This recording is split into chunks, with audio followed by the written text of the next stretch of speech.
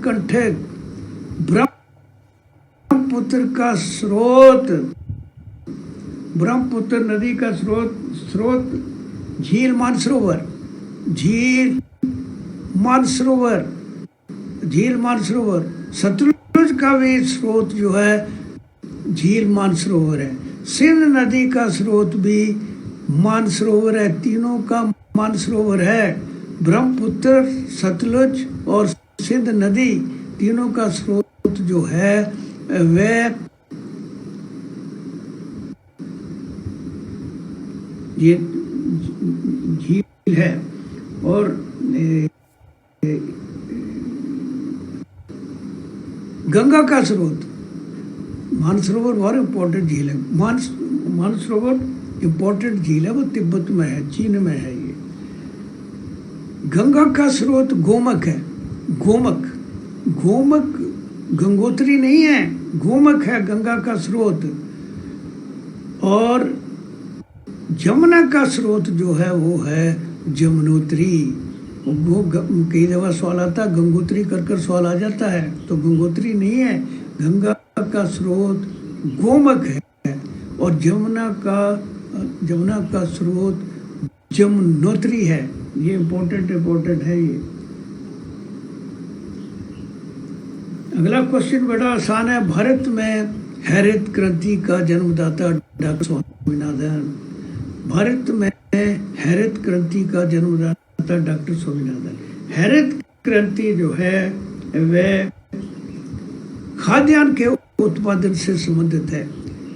हरित क्रांति खाद्यान्न के से संबंधित है और खासकर गेहूं के उत्पादन से संबंध रखती है। तो इसका संस्थापक जो है वो है डॉक्टर स्वामीनाथन। हरित क्रांति का भारत में, हरित क्रांति एक्चुअल में स्टार्ट हुई 1967 और 68 में। आपको सवाल आ चुका है हरित क्रांति का पीरियड लिखो, 1960 से लेकर 1980 ऐसे कर सवाल आया हुआ है हरित क्रांति का। उसके बाद में हरित क्रांति के ऊपर या स्वामीनाथन के ऊपर जो सवाल आ चुके इस प्रकार है। वरलॉन्ग पुरस्कार कृषि के क्षेत्र में दिया जाता है। वरलॉन्ग पुरस्कार कृषि के क्षेत्र में दिया जाता है और डॉक्टर स्वामीनाथन को वरलॉन्ग पुरस्कार से सम्मानित किया गया है। पहला भारतीय वरलॉन्ग पुरस्कार पाने वाला डॉक्टर स्वामीनाथन। वरलॉन्ग विश्व में हरित क्रांति के जन्मदाता डॉक्टर वरलॉन्ग। और दूसरे जो जन्मदाता हैं 3-4 और क्रांति जिनके जन्मदाता हैं वो प्लीज वो भी लिख लो। भारत में अणु शक्ति का जन्मदाता होमी जे भाभा। भारत में अणु शक्ति का जन्मदाता होमी जे भाभा।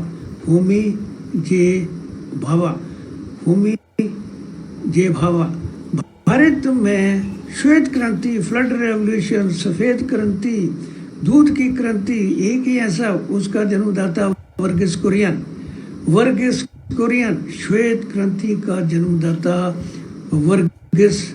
वर्गीस कुरियन। और भारत में अंतरिक्ष टेक्नोलॉजी का जन्मदाता विक्रम साराभाई। एक बार सवाल आ चुका है विक्रम साराभाई स्पेस सेंटर कहाँ है। विक्रम भाई स्पेस सेंटर जो है वो केरल में है। ये थुम्बा का ही नाम रखा हुआ है विक्रम साराभाई स्पेस सेंटर। तो ये सवाल आ चुका है। उसके बाद कुछ क्रांतियां हैं जिनके बारे में सवाल आया हुआ है। गोल्डन क्रांति किससे संबंध रखता है। गोल्डन क्रांति शहद उत्पादन और हॉर्टिकल्चर से संबंध रखता है। गोल्डन क्रांति। ब्राउन क्रांति जो है सीमेंट उत्पादन, ब्राउन क्रांति जो है चमड़ा उत्पादन से संबंध रखती है। ब्राउन क्रांति चमड़ा उत्पादन से संबंध रखती है। ग्रे क्रांति जो है सीमेंट उत्पादन से संबंध रखती है। सीमेंट उत्पादन से संबंध रखती है। एक बार सवाल आ चुका है रेनबो क्रांति मैंने क्या कहा, नीली क्रांति जो है मछली उत्पादन के लिए जानी जाती है, नीली क्रांति। तो सफेद क्रांति, हरित क्रांति और नीली क्रांति, तीनों क्रांतियों को मिलाकर जो बनती है उसको कहते हैं रेनबो क्रांति, रेनबो क्रांति।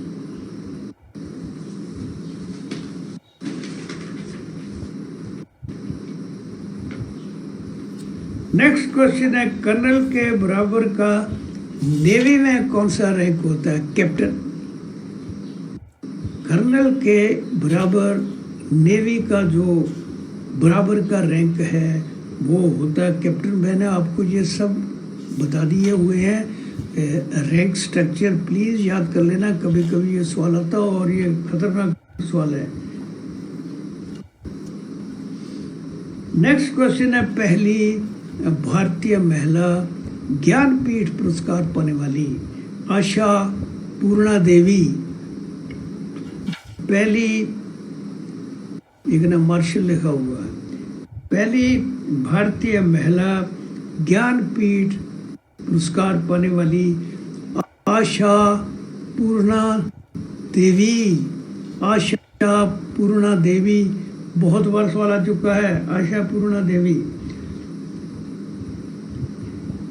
नेक्स्ट क्वेश्चन है, पहला प्राप्त करने वाला, पहला विदेशी भारत रत्न प्राप्त करने वाला खान अब्दुल गफ्फार खान। खान अब्दुल गफ्फार खान पहला विदेशी भारत रत्न प्राप्त करने वाला। खान अब्दुल गफ्फार के खान के ऊपर और भी सवाल आ सकते हैं। एक तो ये भी सवाल आता है वो कहाँ के रहने वाले थे? वो north west frontier province Pakistan का रहने वाला था, पाकिस्तान का रहने वाला था। दूसरा उसके ऊपर सवाल आता है, उसे रेड शर्ट लीडर के नाम से भी जाना जाता है। लाल कुर्ती आंदोलन के वो जनक थे, लाल कुर्ती आंदोलन का जनक, इसलिए उसको लाल कुर्ती रेड शर्ट लीडर के नाम से जाना जाता है, खान अब्दुल गफ्फार खान। भारत रत्न जो है वो भारत में 1954 में आरंभ हुआ। पहला भारतीय भारत रत्न प्राप्त करने वाला doctor S Radhakrishnan, S Radhakrishnan जो फिलोसफर था। दूसरा जो था सी राजगोपाल आचार्य, पॉलिटिशियन, सी राजगोपाल आचार्य। 4 में इस अवार्ड से या इस पुरस्कार से सम्मानित किया गया, इससे सम्मानित किया गया।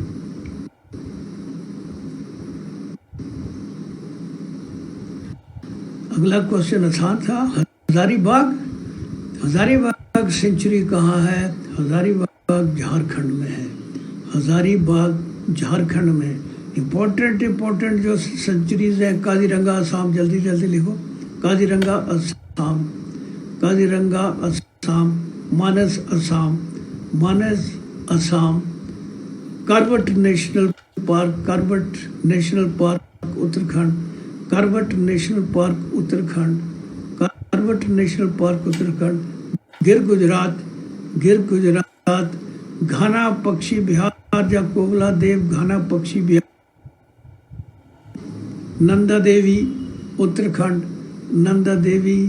उत्तराखंड, मधुमलाई तमिलनाडु, एक बार आ चुका। पन्ना मध्य प्रदेश में। पन्ना जो है भारत की सबसे बड़ी हीरे की खान भी है, तो वहाँ ये एक सेंचुरी भी है। कन्हा मध्य प्रदेश, ये इम्पोर्टेंट थे सेंचुरीज या पक्षी बिहार। सिंधु घाटी के समय कांच की चूड़ियां कहाँ से प्राप्त हुई? सिंधु घाटी के समय, पहले सिंधु घाटी की सभ्यता तकरीबन 2500 ईस्वी पूर्व टू 1750 ईस्वी पूर्व का बहुत बार सवाल आ चुका जी। सिंधु घाटी की सभ्यता 2500 ईस्वी पूर्व टू 1750 ईस्वी पूर्व।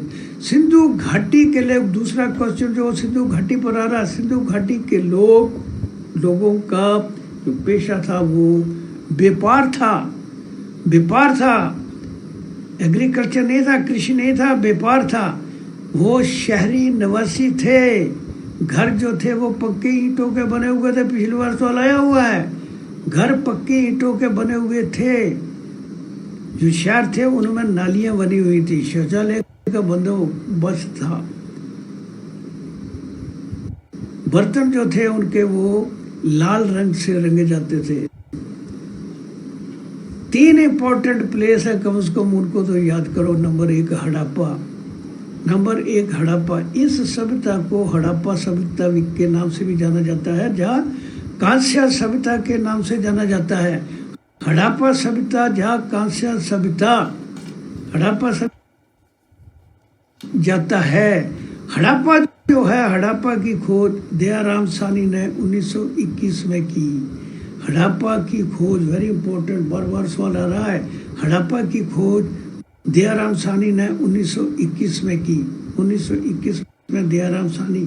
हड़प्पा जो है रावी नदी के किनारे पंजाब, पाकिस्तान के पंजाब में है। यहाँ विशाल अन्न गृह पाया गया। विशाल क्योंकि उस समय पंजाब में सबसे ज़्यादा गेहूं और जौ होते थे, तो इसलिए उनको रखने के लिए ग्रैंडरी जब विशाल अन्न गृह बनाया गया था उधर। दूसरा है मोहनजोदारो। मोहनजोदारो जो है उसको मृतकों का टिला भी कहते हैं, मुर्दा टिला। ये भी पाकिस्तान के सिंध प्रोविंस में, सिंध नदी के किनारे, सवाल आ चुका है, सिंध नदी के किनारे। इसकी खोज आर.डी. बनर्जी ने 1922 में की। इसकी खोज आर.डी. बनर्जी ने 1922 में की। यहाँ से क्या क्या प्राप्त हुआ? 3 इंपॉर्टेंट चीजें। नंबर 1 पशुपति की मोहर, नंबर 1 पशुपति की मोहर। नंबर 2 विशाल स्नान गृह, नंबर 2 विशाल स्नान गृह, नंबर 2 विशाल स्नान गृह। और तब नंबर 3 यहाँ से कांच की नर्तकी की मूर्ति पाई गई। लेकिन कांच की जो चूड़ियां हैं वो कालीभंगन से, कालीभंगन से कांच की चूड़ियां और ऊंटों के कंकाल, क्योंकि ये राजस्थान में है, ऊंटों के कंकाल, ऊंटों के पिंजर। और आखिरी जो इम्पोर्टेंट क्वेश्चन इसके ऊपर आता है वो है लोथल। लोथल एक बंदरगाह है। लोथल कहाँ है? गुजरात में है। लोथल बंदरगाह जो है वो गुजरात में है। अभी गुजरात में सबसे बड़ी बंदरगाह है कांडला। काफी बार सवाल आ चुका है, कांडला कहाँ है? गुजरात में है।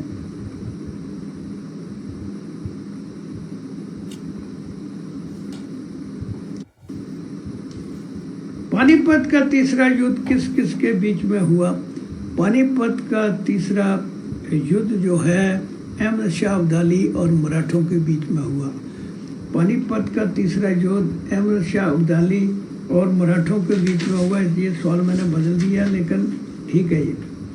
उसके बाद में नेक्स्ट क्वेश्चन, मुस्लिम धर्म की धार्मिक पुस्तक। मुस्लिम धर्म की धार्मिक पुस्तक कुरान।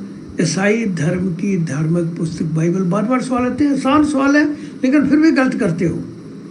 ईसाई धर्म की धार्मिक पुस्तक बाइबल। मुस्लिम धर्म की धार्मिक पुस्तक कुरान। बुद्ध धर्म की धार्मिक पुस्तक त्रिपिटका या त्रिपिटकस। सिख धर्म की धार्मिक पुस्तक गुरु ग्रंथ साहिब। सिख धर्म की भगवत गीता। भगवत गीता। आर्य समाज की धार्मिक पुस्तक सत्य अर्थ प्रकाश। सवाल आ चुका है। आर्य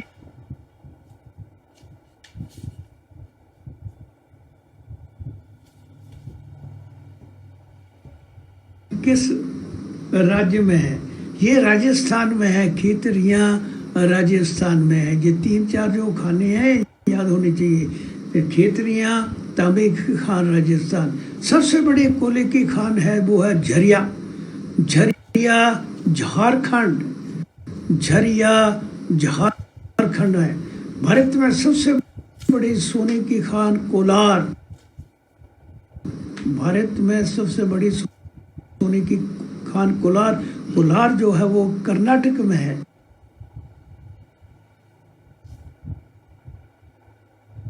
सबसे बड़ी हीरे की खान पन्ना है, पन्ना जो है वह मध्य प्रदेश में है। कि पटड़ी या रेल की यात्रा जो है वह डिब्रूगढ़ टू कन्याकुमारी, श्रीनगर टू कन्याकुमारी नहीं है, डिब्रूगढ़ टू कन्याकुमारी, डिब्रूगढ़ टू कन्याकुमारी। और एक और भी सवाल आता है कि भारत की सबसे तेज रफ्तार में चलने वाली गाड़ी जो है वंदे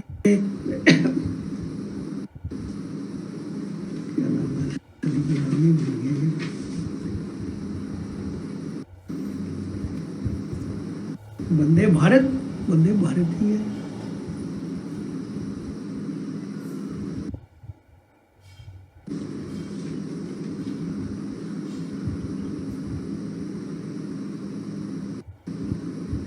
वंदे भारत सबसे तेज चलने वाली जो गाड़ी है वो वंदे भारत है। 160 130 नहीं, 160 किलोमीटर पर आवर से चलती है। 160 130 लिखा हुआ एक ने, 160 160 kilometre per hour Vande Bharat. आगे मैंने क्वेश्चन पूछा है जो बार बार आता है, राज्यसभा का कार्यकाल। राज्यसभा एक स्थायी सदन है, बार बार सवाल आ रहा है। राज्यसभा का एमपी का कार्यकाल 6 वर्ष है। जो राज्यसभा में एमपी जाते हैं उनका कार्यकाल 6 वर्ष है, लेकिन राज्यसभा जो है वो एक स्थायी सदन है। राज्यसभा को उपरला सदन कहते हैं और ये स्थायी सदन है। इसके 1/3 हिस्सा मेंबर, 2/3 नहीं है, लिख लो। इसके 1/3 हिस्सा। राज्यसभा एक स्थायी सदन है जिसके 1/3 हिस्सा मेंबर हर 2 साल के बाद में रिटायर होते हैं। लेकिन इसके जो राज्यसभा के एमपी हैं उसका कार्यकाल 6 वर्ष है और इलेक्शन लड़ने के लिए से कम आयु 30 वर्ष, आयु 30 वर्ष और कार्यकाल 6 वर्ष है। संपत्ति का अधिकार भारत में 44वें संविधान संशोधन के अंतर्गत समाप्त कर दिया है। संपत्ति का अधिकार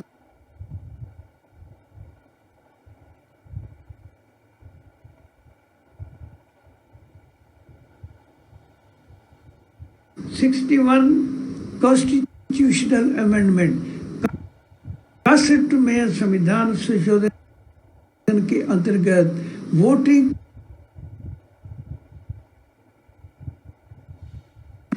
61 में संविधान संशोधन के अंतर्गत वोटिंग की आयु 21 से घटाकर 18 कर दी गई है। 2 साल आते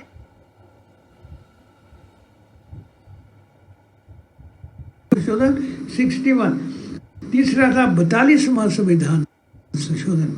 42वें संविधान संशोधन के अंतर्गत 42वें संविधान संशोधन के अंतर्गत संविधान में 3 अक्षर जोड़े गए हैं। कौन कौन से हैं? धर्मनिरपेक्ष, समाजवाद और अखंडता। धर्मनिरपेक्ष, समाजवाद और अखंडता। धर्मनिरपेक्ष समाजवाद को भारत का लघु संविधान के नाम से भी जाना जाता है। 42वां संविधान संशोधन को लघु मिनी कॉन्स्टिट्यूशन, लघु संविधान के नाम से जाना जाता है। 42वें संविधान संशोधन के अनुसार हमको मौलिक कर्तव्य दिए गए, उसमें हमारे 10 जोड़ दिया गया ना, उस में 10 थे। तो मौलिक अधिकार भी 42 में संविधान संशोधन के अंतर्गत दिए गए। आखिरी में है, जो भी कॉन्स्टिट्यूशन में चुनौती नहीं दी जा सकती, उनको किसी भी न्यायालय में चुनौती नहीं दी जा सकती। लास्ट क्वेश्चन था 2019 का, पिछली बार सवाल आया हुआ था 2018 का। 2018 के राजीव गांधी खेल रत्न पुरस्कार पाने वाले विराट कोहली और मीराबाई चानू। 2018 के विराट कोहली और मीराबाई है, लेकिन 2019 का राजीव गांधी खेल रत्न पुरस्कार जो है वो दीपा मलिक को मिला। दीपा मलिक 2019 का दीपा मलिक को मिला। राजीव गांधी खेल जगत का सर्वोच्च पुरस्कार है, खेल जगत का सर्वोच्च पुरस्कार है। पहला भारतीय इस पुरस्कार को पाने वाला विश्वनाथ आनंद, पहला भारतीय इस पुरस्कार को पाने वाला विश्वनाथ आनंद है। ये था आज का पेपर। जरा ये फाइल दे देना।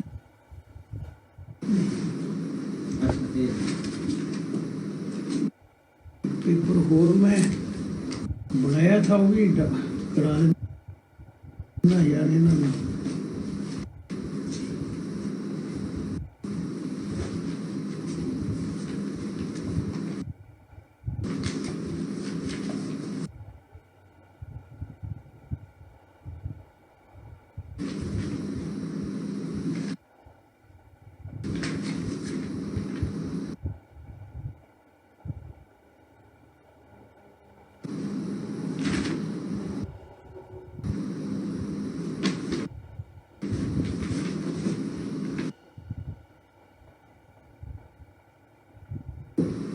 जिस समय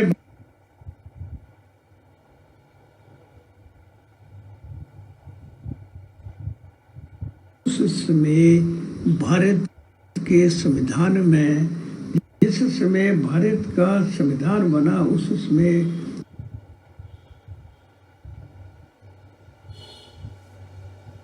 1995 और 8 शेड्यूल्ड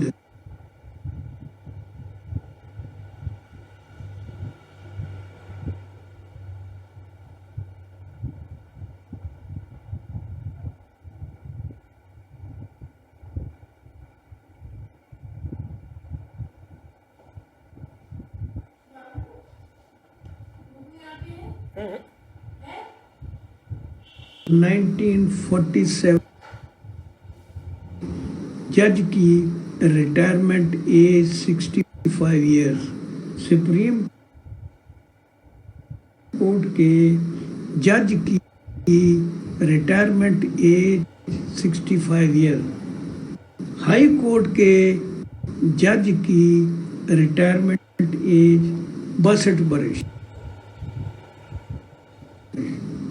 नीति आयोग का चेयरमैन, नीति आयोग का चेयरमैन देश का प्रधानमंत्री होता है। नीति आयोग का चेयरमैन देश का प्रधानमंत्री होता है। नीति आयोग के ऊपर 3-4 ऑर्गेनाइजेशन बनाई है। ये 16 चौका योजना आयोग के स्थान पर नीति आयोग का गठन किया गया है। नीति आयोग 2015 से आरंभ हुआ है। नीति आयोग 2015 से आरंभ हुआ है। नीति आयोग का वाइस चेयरमैन राजीव कुमार है। नीति आयोग का वाइस चेयरमैन राजीव कुमार है। चतुर्भुज योजना, चतुर्भुज योजना जो है सड़क निर्माण से संबंध रखती है। चतुर्भुज योजना जो है सड़क निर्माण से संबंध रखती है।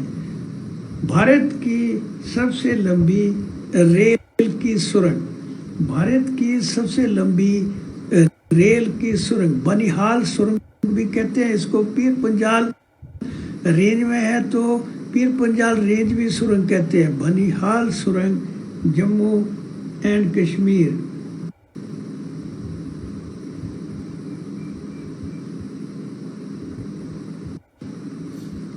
लोकसभा के स्पीकर का चुनाव, लोकसभा के स्पीकर का चुनाव लोकसभा द्वारा होता है, लोकसभा। और उसी प्रकार राज्यसभा के उप चेयरमैन, जिसको डिप्टी कहते हैं, का चुनाव राज्यसभा द्वारा होता है। राज्यसभा के डिप्टी चेयरमैन का चुनाव राज्यसभा द्वारा होते हैं। लेकिन राज्यसभा का जो सभापति है वो देश का उपराष्ट्रपति होता है। ये बहुत बार सवाल आ चुका है। राज्यसभा का सभापति देश के उपराष्ट्रपति होते हैं। उसे वोट देने का अधिकार नहीं है और उसका चुनाव सदन के दोनों हाउस के लोकसभा तथा राज्यसभा के जितने भी मेंबर हैं उनकी वोटिंग के द्वारा होता है। फिर कह रहा हूं, राज्यसभा का सभापति उपराष्ट्रपति होता है। उपराष्ट्रपति का चुनाव जो संसद से कह सकते हो कि वोटिंग के द्वारा होता है। लेकिन उसका जो वाइस होता है उसका जो चुनाव है वो राज्यसभा द्वारा होता है। ये सवाल आ चुका पिछली बार।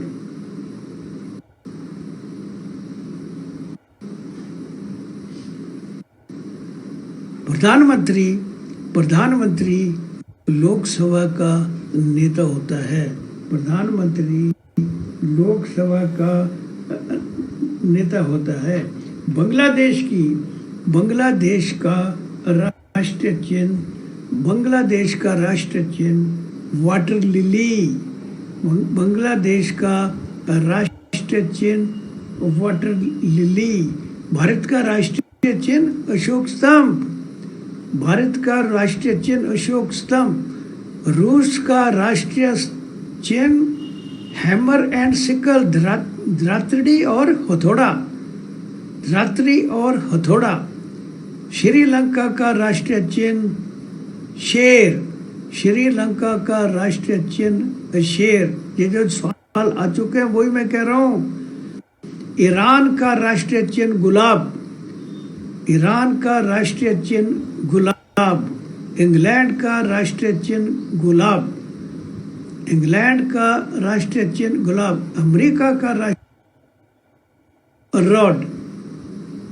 ऑस्ट्रेलिया का राष्ट्रीय चिन्ह कंगारू। ऑस्ट्रेलिया का राष्ट्रीय चिन्ह कंगारू। न्यूजीलैंड का कीवी। न्यूजीलैंड का राष्ट्रीय चिन्ह कीवी। पाकिस्तान का चांद और सितारा। पाकिस्तान चांद और सितारा। पाकिस्तान चांद और सितारा। तुर्की चांद और सितारा। ये सवाल सब आ चुके हैं। गारो जनजाति है। गारो जनजाति जो है मेघालय की सबसे बड़ी जनजाति है। गारो जनजाति मेघालय की सबसे बड़ी जनजाति है। 5-6 जनजातियां बार बार आ रही है, वो लिख लो भाई, बार बार आ रही है। मणिपुर की जो मेन जनजाति है वो कुकी। कुकी मणिपुर की मेन जनजाति है। कुकी मणिपुर की मेन जनजाति। लिप्चा सिक्किम। बोडो असम। ओहोम असम। बाकी बात में अंग्रेजों ने जो राजधानी है, अंग्रेजों ने राजधानी 1911 में, अंग्रेजों ने राजधानी 1911 में कलकत्ता से दिल्ली लाई। अंग्रेजों ने, बहुत बार सवाल आ चुका है, अंग्रेजों ने राजधानी 1911 में कोलकाता से दिल्ली लाएगी। ये अंग्रेजों के टाइम में। अकबर ने राजधानी, अकबर ने राजधानी आगरा से दिल्ली लाई। अकबर ने राजधानी आगरा से दिल्ली लाई।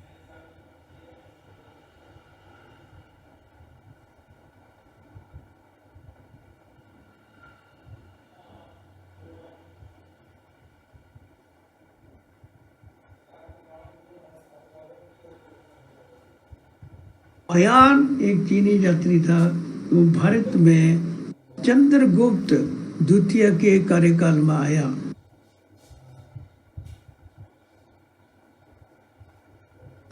द्वितीय के कार्यकाल में भारत आया। चंद्रगुप्त द्वितीय को चंद्रगुप्त विक्रमादित्य के नाम से भी जाना जाता है।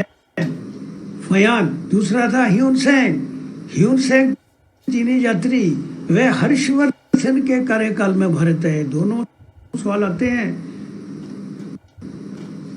ह्यून सेंग हर्षवर्धन के कार्यकाल में भारत आया और हुमायूं चंद्रगुप्त द्वितीय के कार्यकाल में भारत आया। इसको गड़बड़ करते हो। एक बार सवाल आ चुका, चंद्रगुप्त विक्रमादित्य के कार्यकाल में हुमायूं कौन से वर्ष में आया?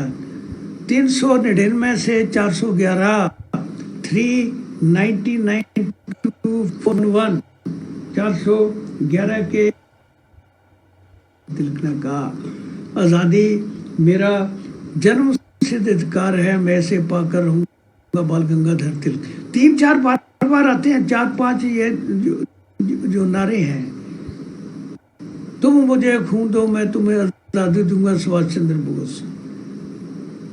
जय जवान जय किसान, लाल बहादुर शास्त्री। जय जवान जय किसान, लाल बहादुर शास्त्री। आराम हराम है पंडित नेहरू, आराम हराम है पंडित नेहरू। ये 4 तो बार बार आ रहे हैं। भारत का राष्ट्रीय, ये दोनों चीजें बार बार आती है बेटा।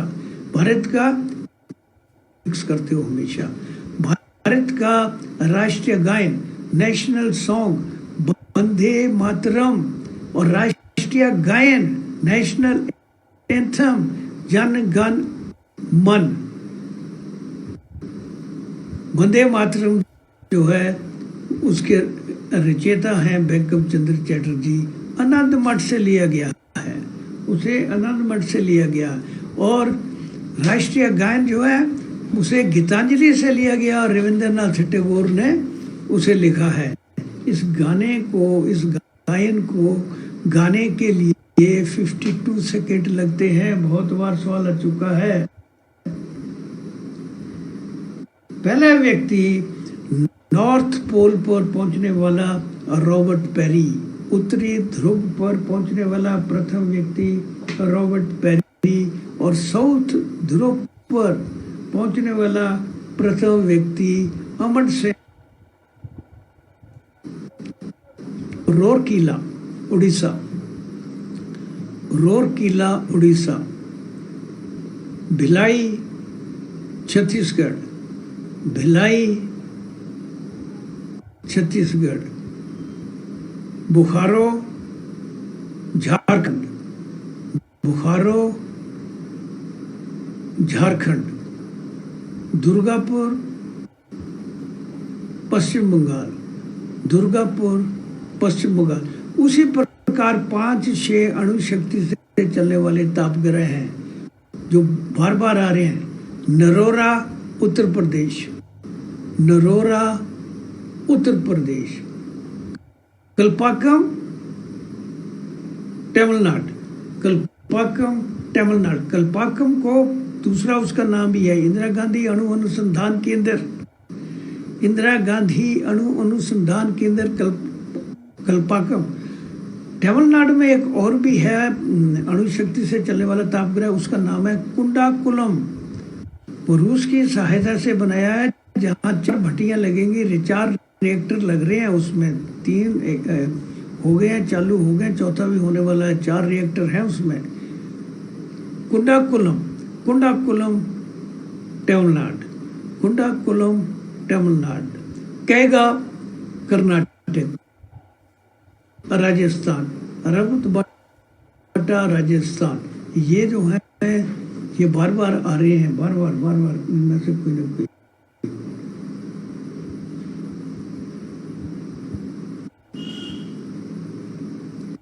दोनों सदनों के संयुक्त अध्यक्ष